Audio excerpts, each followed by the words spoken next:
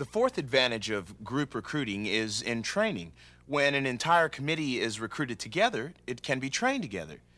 This quickly creates team spirit and enthusiasm in the district. The basic principles of group and rifle shot recruiting are the same.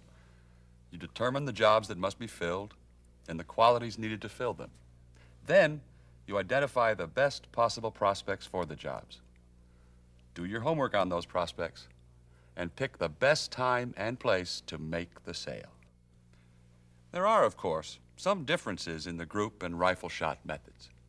Differences that stem from the three types of group recruiting. These are the leadership conference, group recruiting for one committee, and group recruiting in a single company or organization. Let's take the leadership conference. This is a gathering of men and women who are judged to have talents which are needed for an effective district committee. The leadership conference method is best when there are many openings to fill in many committees.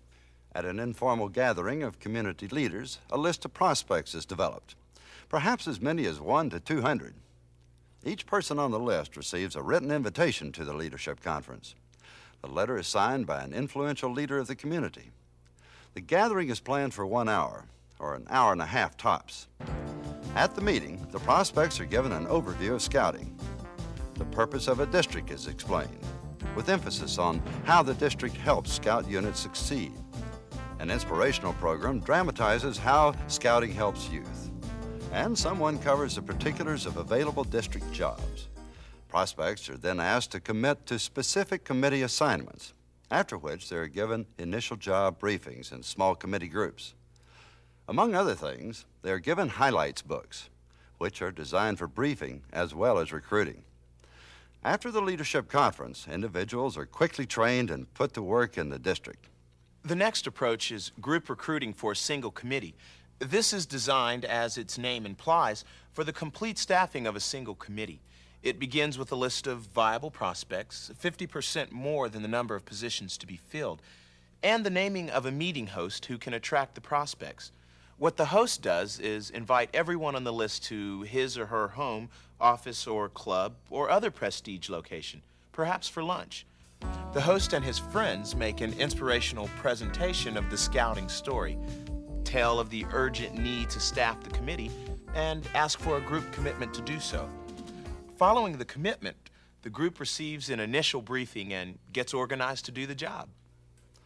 It sometimes makes sense to do group recruiting in a single company or organization. When that's the case, start by asking the company president or other organization leader to compile a list of qualified employees and call them together for a meeting. The meeting, usually held at a company location on company time, informs and motivates the prospects about scouting, identifies the need, and asks for commitments to work on committees. District leaders then match individuals to jobs all across the district structure and follow up with immediate assignments. In special cases, companies may be asked to adopt and maintain an entire committee. Finally, there's a third approach to recruiting that we have not yet touched on. That approach is the District Nominating Committee, which, according to local council bylaws, is the prescribed way to select and elect a slate of district officers and members at large of the district committee. The nominating committee process begins with the selection of its chairman, an individual of quality and stature who has a strong commitment to scouting, who is highly respected in the community, and who has the ability to influence and recruit others. Well, in filling out the committee, it's important to include several prominent people who are not directly involved in scouting.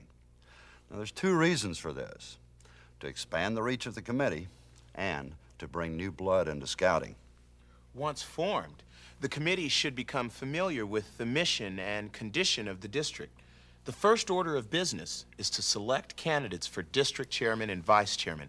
Following that, the committee develops a list of prospects for members at large, then sends a recruiting team to visit each prospect. The team, of course, follows the procedures discussed earlier. Recruiting quality volunteers in sufficient numbers is the single most important task of district leaders. The reason is simple.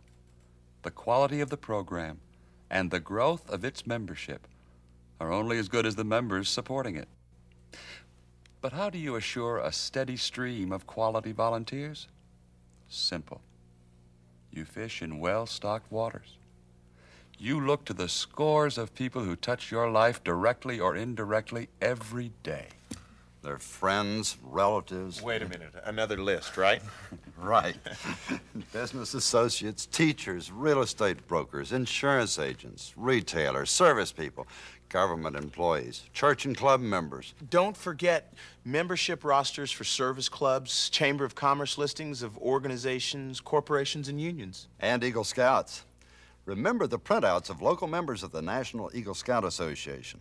Those are sent to the Council Service Center. The list of prospects is endless. The bottom line is this.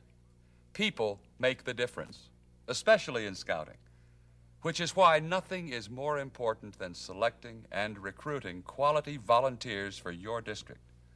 Please, use the methods of recruiting developed over the years by the Boy Scouts of America. They do work, and they can help guarantee the future success of scouting in your community.